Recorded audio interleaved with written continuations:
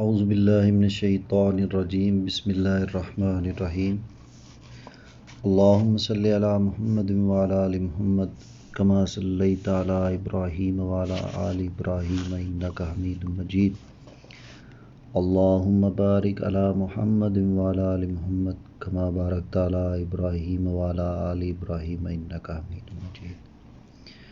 اللہ تبارک و تعالیٰ سے دعا ہے کہ ہماری مشکلیں، پریشانیاں، دکھ درد، تکلیفیں، غم تنگ دستیاں دور فرمائے اور اپنے نبی صلی اللہ علیہ وآلہ وسلم کی شفاعت قیامت والے دن نصیب فرمائے، آمین ثم آمین۔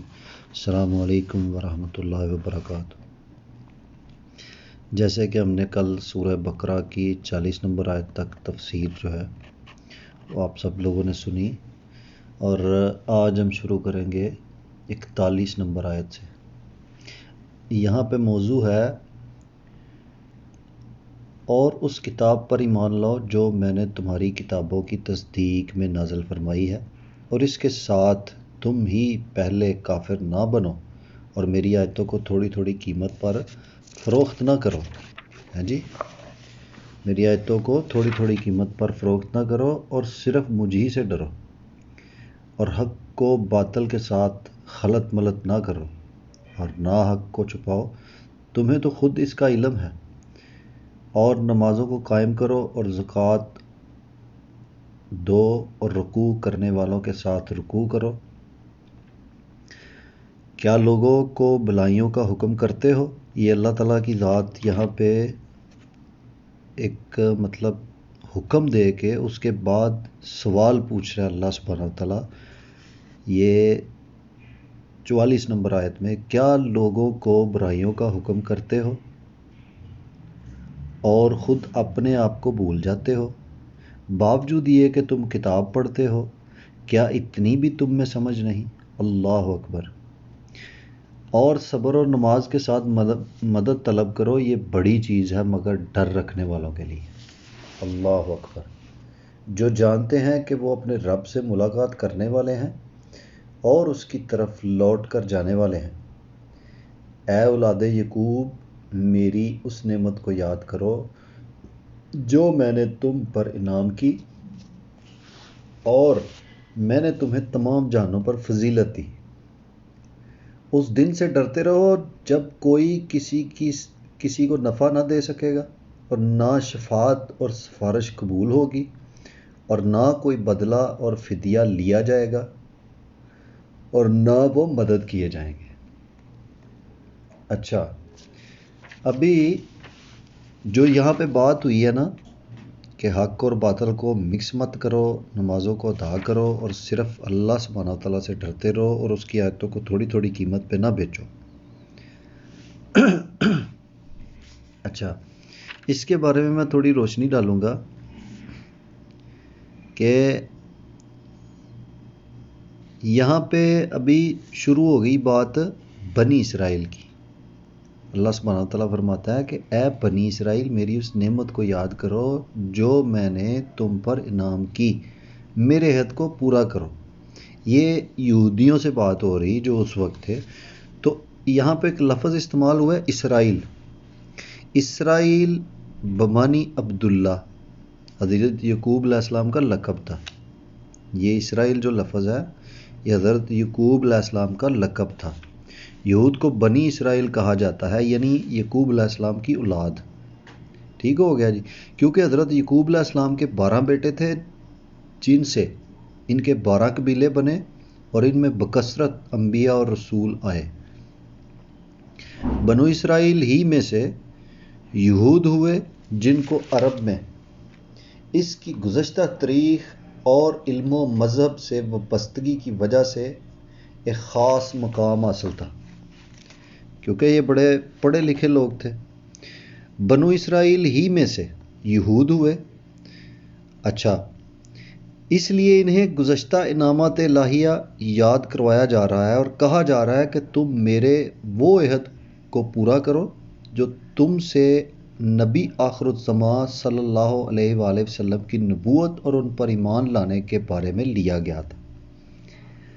اچھا، اگر تم اس عہد کو پورا کرو گے تو میں بھی اپنا عہد پورا کروں گا کہ تم سے وہ بوجھ اتار دیے جائیں گے جو تمہاری غلطیوں اور کوتاہیوں کی وجہ سے بطور سزا تم پر لاد دیے گئے تھے، اور تمہیں دوبارہ عروج عطا کیا جائے گا، اور مجھ سے ڈرو کہ میں تمہیں مسلسل اس ذلت و ادبار میں مبتلا رکھ سکتا ہوں جس میں تم بھی مبتلا ہو اور تمہارے آباء و اجداد بھی مبتلا ہیں۔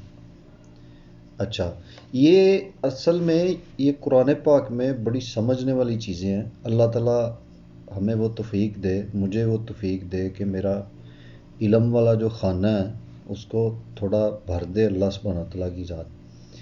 دیکھیں، بنی اسرائیل کی جو قوم ہے ان کے اوپر بڑے نام ہوئے، کوئی چھوٹی بات نہیں ہے کہ کتنا بڑا بادشاہ فرعون جو اپنے آپ کو کہہ رہا ہے کہ میں رب ہوں، اس کے سامنے جو بنی اسرائیل جو قبیلہ یہ کچھ بھی نہیں تھا، لیکن اس سے اللہ تعالیٰ نے ان کو نجات دی، مطلب اتنی اہمیت رکھتی تھی وہ قوم۔ تو اللہ سبحانہ تعالیٰ نے ان کو آسمان کا کھانا بھی کھلایا۔ یہ باتیں ساری آئیں گی آگے، مطلب میں یاد اس لیے کروا رہا ہوں، میں تھوڑا اس پوائنٹ کو ریز کرنا چاہتا ہوں کہ ان کے اوپر اتنے نام، اتنی مہربانیاں، اتنا سارا کچھ ہونے کے بعد جب وہ پھر گئے اللہ تعالیٰ کی عبادت سے تو اللہ سبحانہ تعالیٰ ان کو یاد فرما رہا ہے۔ ٹھیک ہے، اللہ اکبر۔ تو آگے جو دوسری بات شروع ہوتی ہے اس کے آگے کہ میری نعمت کو یاد کرو۔ ٹھیک ہے، اللہ سبحانہ تعالیٰ نے تو بہت زیادہ نعمتیں ان پہ کی تھی، اور اس کے بعد کہ اور جو کتاب نازل ہوئی ہے ابھی نبی صلی اللہ علیہ وآلہ وسلم پر، اس کے اوپر ایمان لاؤ۔ کیوں کہ اس کتاب کے بارے میں ان کے پاس جو پہلے کتاب تھی اس میں لکھا ہوا تھا، ان کو ان چیزوں کے بارے میں پتہ تھا، وہ جان بوجھ کے اس طرح کرتے تھے۔ اچھا، جس نے قرآن کے ساتھ کفر کیا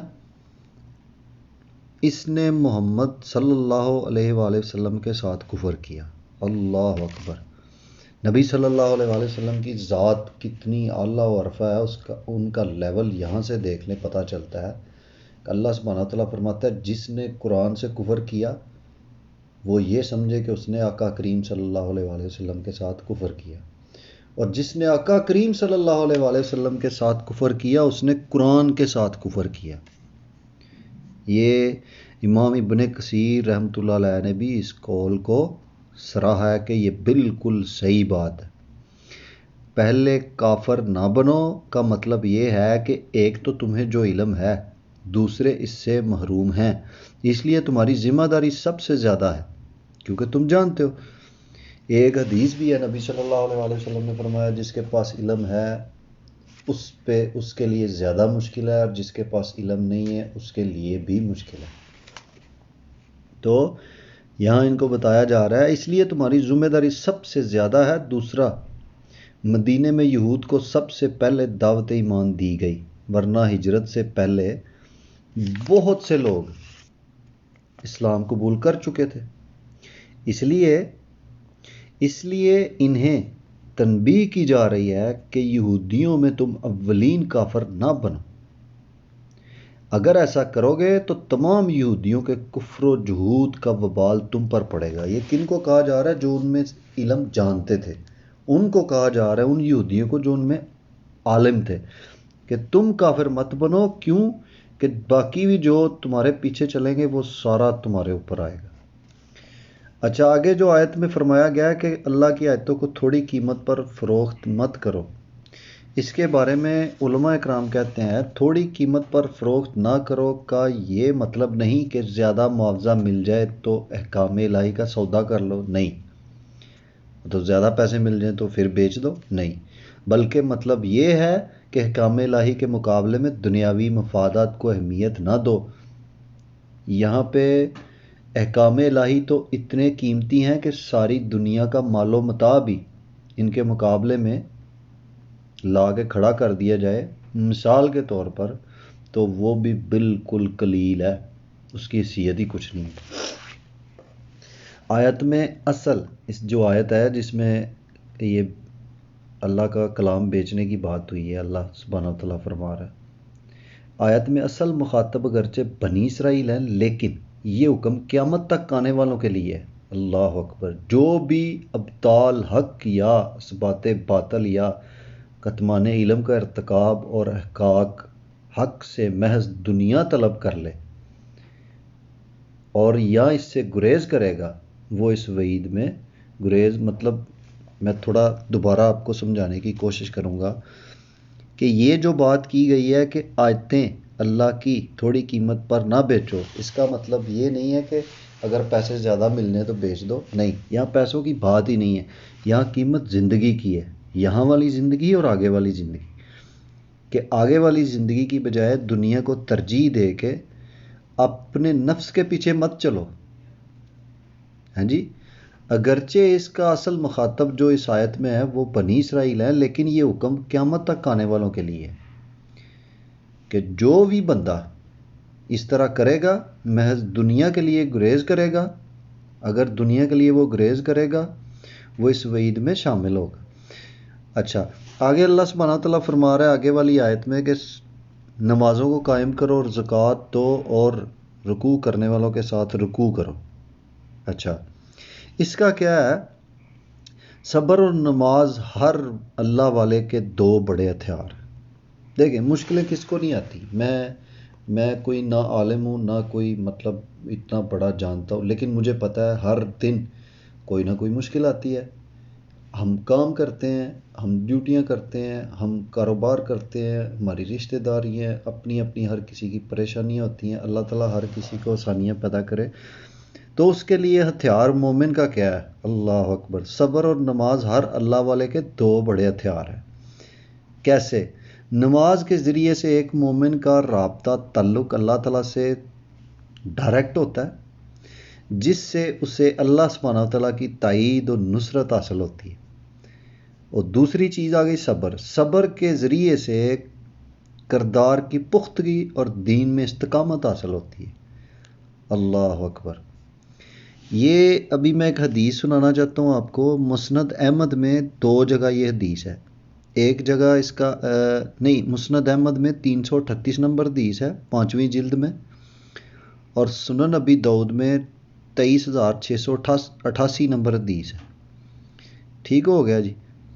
اور صحیح جامعۃ الصغیر میں 4703 نمبر حدیث ہے۔ کیا ہے؟ نبی صلی اللہ علیہ وآلہ وسلم کو جب بھی کوئی شدید معاملہ پیش آتا تو آپ صلی اللہ علیہ وآلہ وسلم فوراً نماز کا اہتمام فرماتے تھے۔ اللہ اکبر۔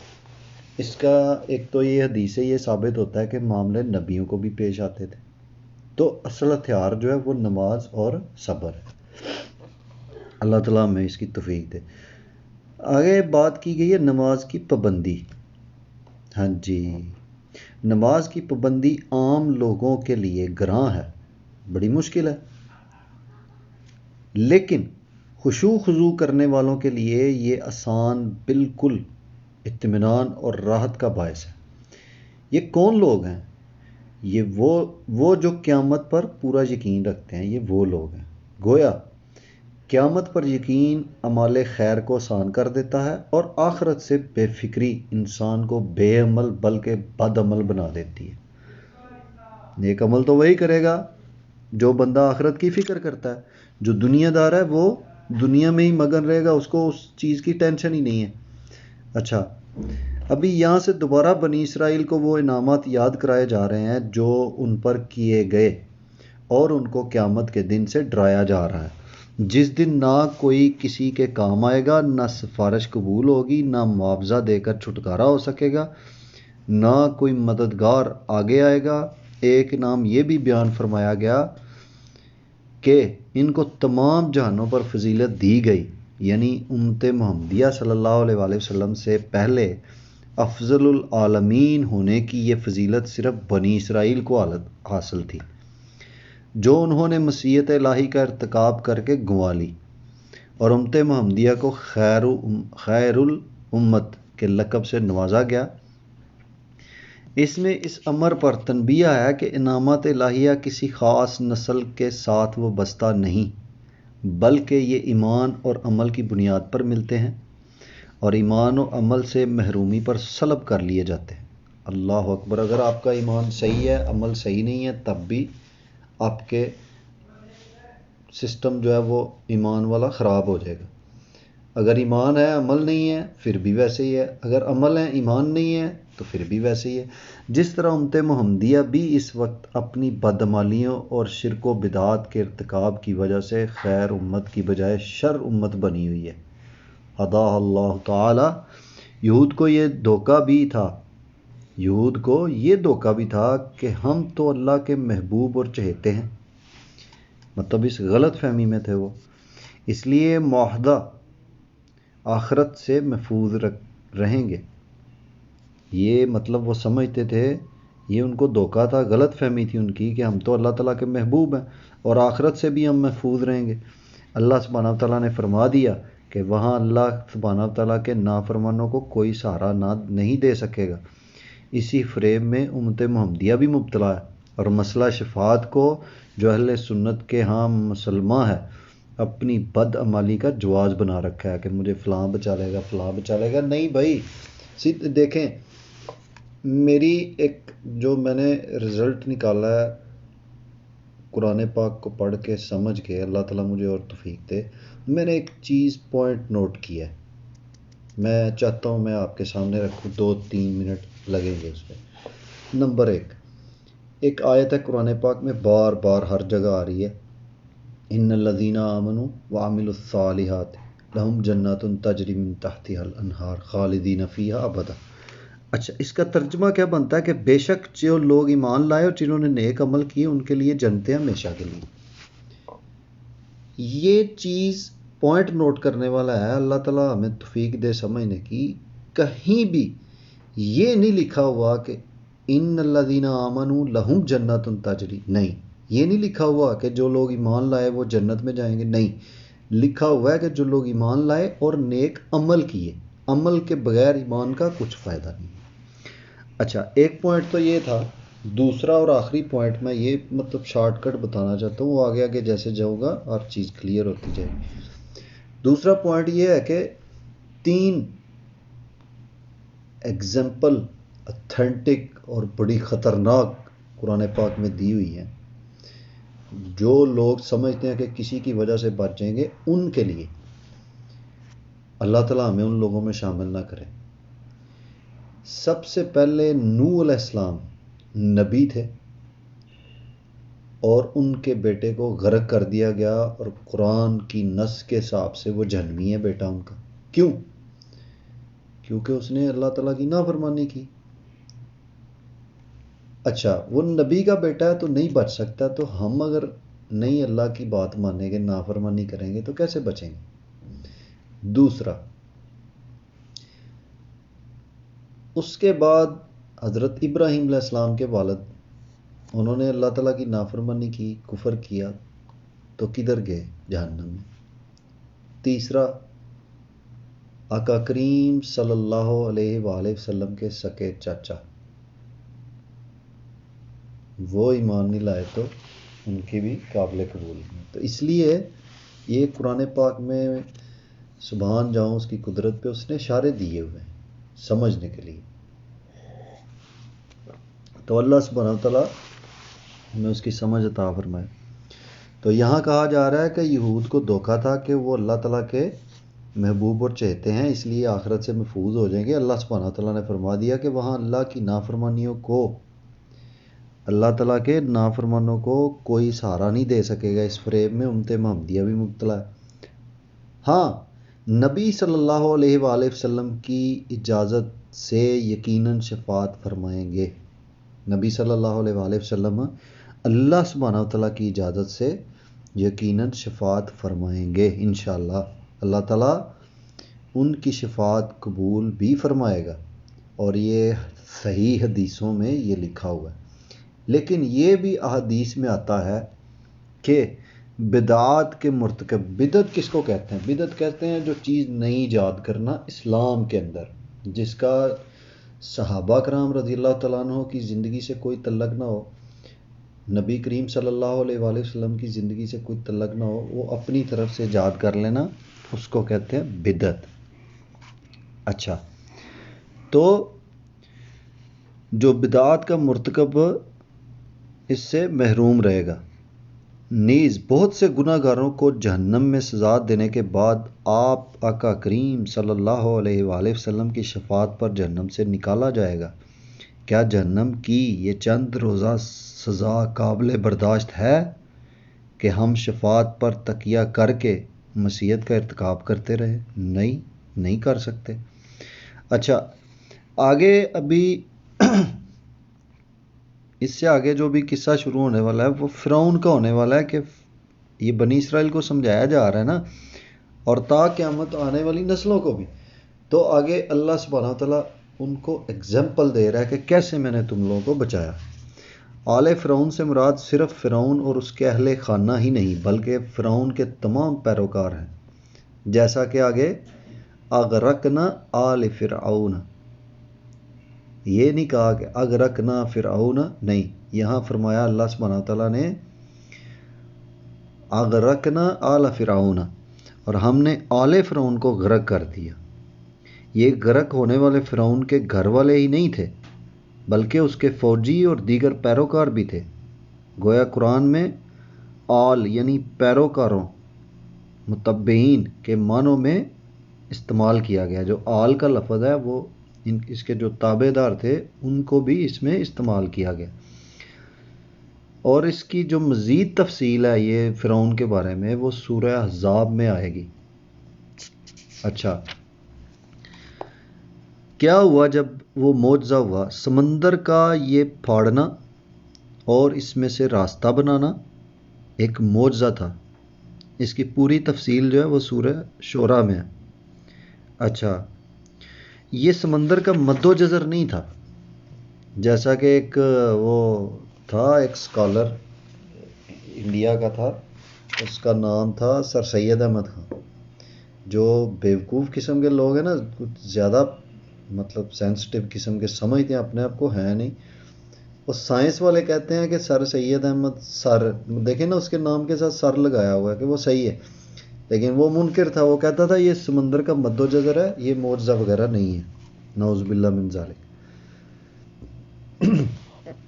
اور جب انہوں نے بات نہ مانی ان کے اوپر پھر عذاب آیا، بنی اسرائیل کے اوپر، اور کئی قسم کے عذاب آئے. اچھا، اس کی ذرا میں تفصیل بتاتا ہوں آپ کو. یہ گیہوں سالہ پرستی کا واقعہ اس وقت ہوا جب فرعونیوں سے نجات پانے کے بعد بنی اسرائیل جزیرہ نما سینا میں پہنچے. اچھا، بنی اسرائیل کو بچانے کے لیے فرعون کو سزا دے دی گئی. اس کے بعد بنی اسرائیل جب بچ گئے تو انہوں نے پھر نافرمانیاں شروع کر دی. تو ان کے اوپر عذاب کب شروع ہوئے؟ جب یہ میدان سینا میں پہنچے. اچھا، وہاں اللہ سبحانہ تعالیٰ نے حضرت موسیٰ علیہ السلام کو تراد دینے کے لیے 40 راتوں کے لیے کوہ طور پر بلایا. ٹھیک ہو گیا جی. حضرت موسیٰ علیہ السلام کے جانے کے بعد بنی اسرائیل نے سامری کے پیچھے لگ کر، جو ان کے قبیلے میں تھا ایک جادوگر تھا، اس کے پیچھے لگ کر بچڑے کی پوجا شروع کر دی. انسان کتنا ظاہر پرست ہے کہ اللہ سبحانہ تعالیٰ کی قدرت کی بڑی بڑی نشانیاں دیکھنے کے باوجود اور نبیوں حضرت ہارون اور موسیٰ علیہ السلام کو دیکھنے کے باوجود، ان کی موجودگی کے باوجود بچھڑے کو اپنا معبود سمجھ لیا. آج کا مسلمان بھی شرکی عقائد اعمال میں بری طرح مبتلا ہے، لیکن وہ سمجھتا نہیں کہ مسلمان مشرک کس طرح ہو سکتا ہے. ان مشرک مسلمانوں نے شرک کو پتھر کی مورتیوں کے پجاریوں کے لیے خاص کر دیا کہ صرف وہی مشرک ہیں. مطلب آج کے مسلمان کیا سمجھتے ہیں کہ شرک یہی ہے، جو بت پوجتا ہے وہ مشرک ہے، جبکہ یہ نام نہاد مسلمان بھی قبروں اور کبوں کے ساتھ وہی کچھ کرتے ہیں جو پتھر کے پجاری اپنی مورتیوں کے ساتھ کرتے ہیں. اعاذنا اللہ منہم. یہ بھی بجز. اچھا، یہ چیز تو ہوگی کلیئر. اس کے بعد آگے جو بات شروع ہوتی وہ ہوتی ہے دریا کی. ٹھیک ہے، یہ بھی بحر کلزم پار کرنے کے بعد واقع آیا. ممکن ہے کتاب یعنی تورات ہی کو فرقان بھی کہا گیا ہے.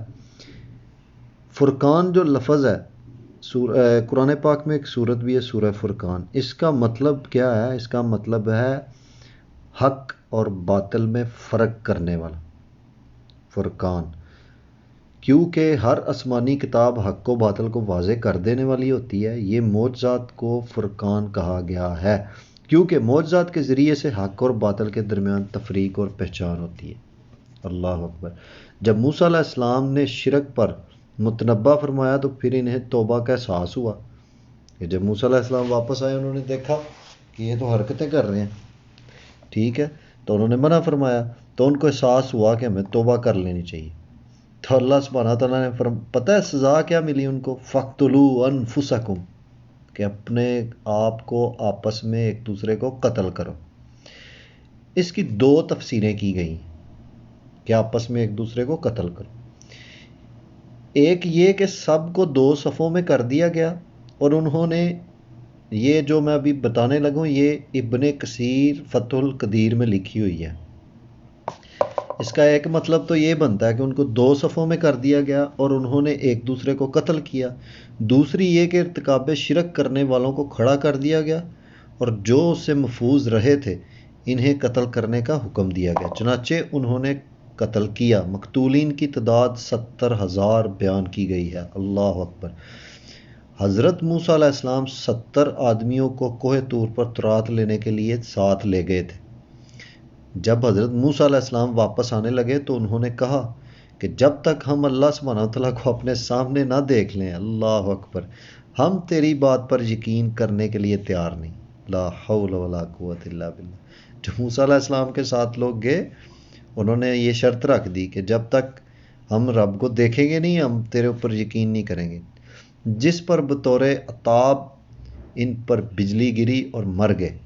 حضرت موسیٰ علیہ السلام سخت پریشان ہوئے اور ان کی زندگی کی دعا کی، ہیں جی، جس پر اللہ سبحانہ وتعالیٰ نے انہیں دوبارہ زندہ کر دیا۔ دیکھتے ہوئے بجلی گرنے کا مطلب یہ ہے کہ ابتدا میں جن پر بجلی گری آخر والے اسے دیکھ رہے تھے، حتیٰ کہ سب موت کی آغوش میں آ گئے۔ اللہ اکبر کبیرہ۔ اکثر مفسرین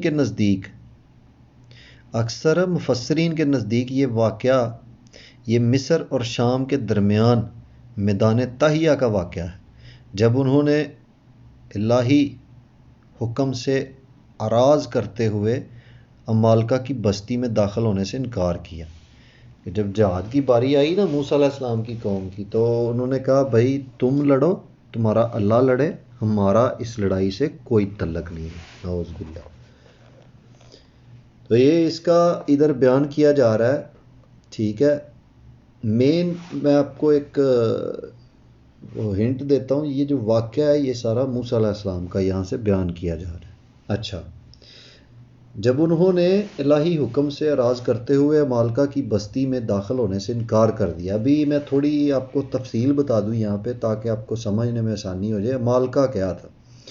عمالقہ ایک قبیلے کا نام تھا، ٹھیک ہے، اور اس کا جو سردار تھا اس کا نام بھی عمالقہ تھا، جو کسی کو بھی نہیں چھوڑتے تھے، ٹھیک ہے۔ اچھا، ان لوگوں کو اللہ تعالیٰ نے حکم دیا کہ ان کے ساتھ عمالقہ کے ساتھ بنی اسرائیل کو حکم دیا کہ عمالقہ کے ساتھ جہاد کرو، تو انہوں نے انکار کر دیا اور بطور سزا بنی اسرائیل 40 سال تک تہیہ کے میدان میں پڑے رہے۔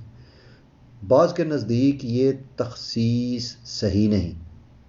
صحرائے سینا میں اترنے کے بعد جب سب سے پہلے پانی اور کھانے کا مسئلہ درپیش آیا تو اسی وقت یہ انتظام کیا گیا۔ کیا انتظام کیا گیا؟ بعض کے نزدیک ترنجن یا اوس جو درخت پر یا پتھر پر گرتی ہے، شہد کی طرح میٹھی ہوتی ہے اور خشک ہو۔ یہ جو سنا ہوگا آپ سب نے کہ موسیٰ علیہ السلام کی قوم کے اوپر منسلوہ اترتا تھا، یہ منسلوہ کے بارے میں بتا رہا ہوں کہ وہ کیا ہوتا تھا۔ اکثر جو مفسرین علماء کرام ہیں انہوں نے اس کی طرح طرح کی وہ کی ہے تفسیر۔ اس میں کچھ علماء نے فرمایا ترنجن کہتے ہیں اس کو جو ایک مطلب پورا بکری کا وہ بنا ہو۔ اوس کہتے ہیں جو درخت یا پتھر پر گرتی ہے اور شہد کی طرح میٹھی ہوتی اور خشک ہو کر گوند کی طرح ہو جاتی۔ بعض علماء کرام کے نزدیک شہد یا میٹھا پانی ہے۔ من مصدر ہے بمانی اسم مفعول یعنی ممنون، اس کے ساتھ احسان کیا گیا۔ ویسے تو تمام نعمتیں ہی اللہ سبحانہ تعالیٰ کا احسان ہے، لیکن ان کے لیے پھر بھی انسانوں کو کچھ صحیح محنت کا اہتمام کرنا پڑتا ہے، لیکن یہ من مطلب بغیر کسی صحیح اور محنت کے حاصل ہوتا تھا۔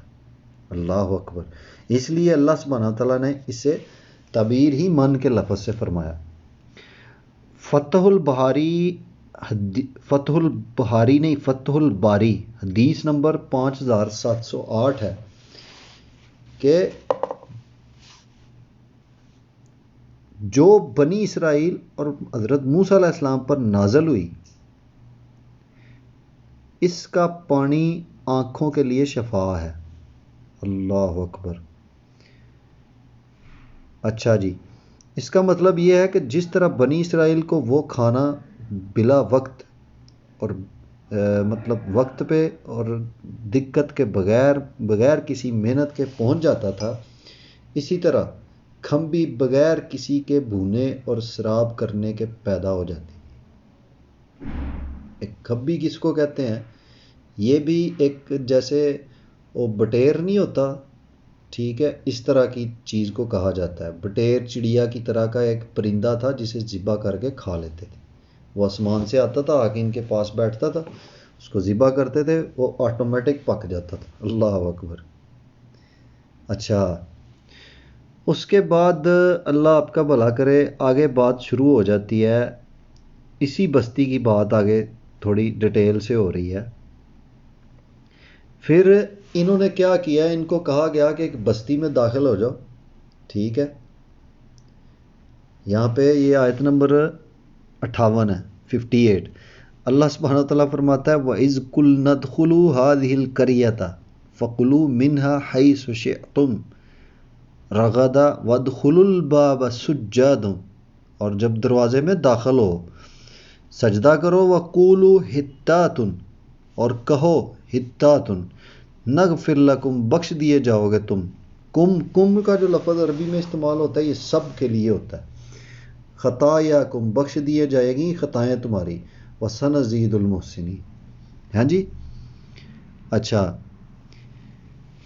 اس بستی سے مراد جمہور مفسرین کے نزدیک بیت المقدس ہے، جس بستی کا یہاں پہ ذکر کیا گیا ہے۔ قریہ کہتے ہیں بستی کو، وَإِذْ قُلْنَا، اور ان کو کہا گیا وَادْخُلُوا هَٰذِهِ الْقَرْيَةَ، کہ اس قریے میں، اس بستی میں داخل ہو جاؤ۔ تو اس بستی سے مراد جمہور مفسرین کے نزدیک بیت المقدس ہے۔ اچھا، سجدے سے بعض حضرات نے یہ مطلب لیا ہے کہ جھکتے ہوئے داخل ہو، اور بعض نے سجدہ شکر ہی مراد لیا ہے۔ مطلب یہ ہے کہ بارگاہ الہی میں عجز و انکسار کا اظہار اور اعتراف شکر کرتے ہوئے شہر میں داخل ہو جائے۔ ابھی یہاں پہ جو لفظ ہے حطاتن، جو قرآن میں فرمایا گیا کہ اس کو پڑھتے ہوئے نکل، اس کے معنی ہے ہمارے گناہ معاف فرما دے۔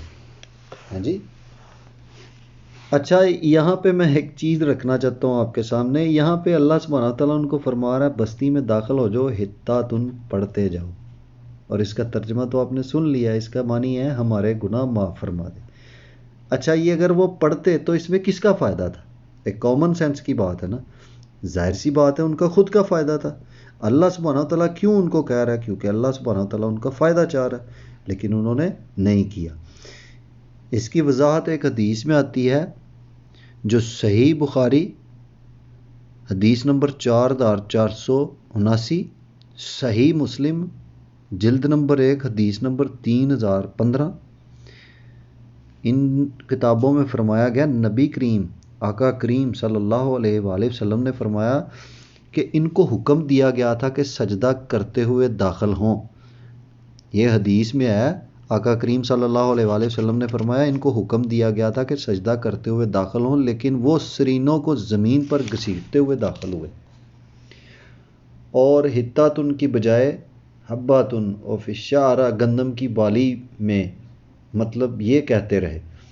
اس سے ان کی اس سرتابی اور سرکشی کا جو ان کے اندر پیدا ہو گئی تھی، اور احکام الہی سے انہوں نے جو تمسخر اور مذاق کیا تھا، جس کا انہوں نے ارتکاب کیا، اندازہ کیا جا سکتا ہے کہ واقعہ یہ ہے کہ جب کوئی قوم، مطلب اس بات سے اندازہ لگایا جا سکتا ہے کہ جب کوئی قوم اخلاق و کردار کے لحاظ سے زوال پذیر ہو جائے، جیسے آج کل پاکستان میں ہو رہا ہے، تو اس کا معاملہ پھر احکام الہیہ کے ساتھ اسی طرح ہو جاتا ہے، اللہ اکبر، کہ وہ پھر سیدھے راستے پہ نہیں رہ سکتے،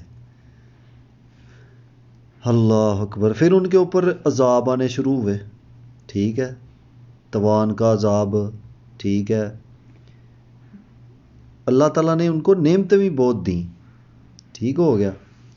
یہ آسمانی عذاب کیا تھا جو ان کے اوپر آیا؟ بعض نے کہا کہ غضب الہی سخت پالا، یعنی سخت سردی، طاعون بیماری ہوتی ہے، اس آخری معنی کی تائید حدیث سے ہوتی ہے، ہاں جی، صحیح مسلم میں حدیث ہے، حدیث نمبر 2218، ٹھیک ہے جی۔ اس میں کیا لکھا ہوا ہے؟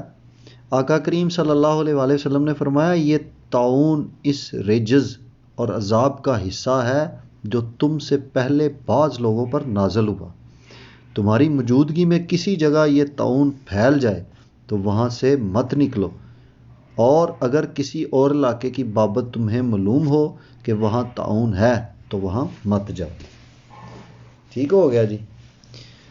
ابھی کل انشاءاللہ تعالیٰ ابھی 60 آیتیں کمپلیٹ ہو گئی ہیں، الحمدللہ ثم الحمدللہ۔ تو اللہ تعالیٰ سے دعا ہے اللہ تعالیٰ ہماری مشکلیں، پریشانیاں، دکھ درد، تکلیفیں، غم، تنگ دستیاں دور فرمائے، اور ہمیں اپنے ماں باپ کا تابع دار، تابع فرمان، اور جو وہ کہیں ویسا کرنے والا بنائے۔ اور اس کے بعد اللہ تعالیٰ سے دعا ہے کہ اللہ تعالیٰ ہمارے ماں باپ کی مغفرت فرمائے۔ نبی صلی اللہ علیہ وآلہ وسلم نے فرمایا، جو شخص ہر دن اپنے ماں باپ کے لیے مغفرت کرتا ہے، چاہے وہ زندہ ہیں چاہے فوت ہو گئے، اللہ تعالیٰ کبھی اس کے رزق میں کمی نہیں کرتا۔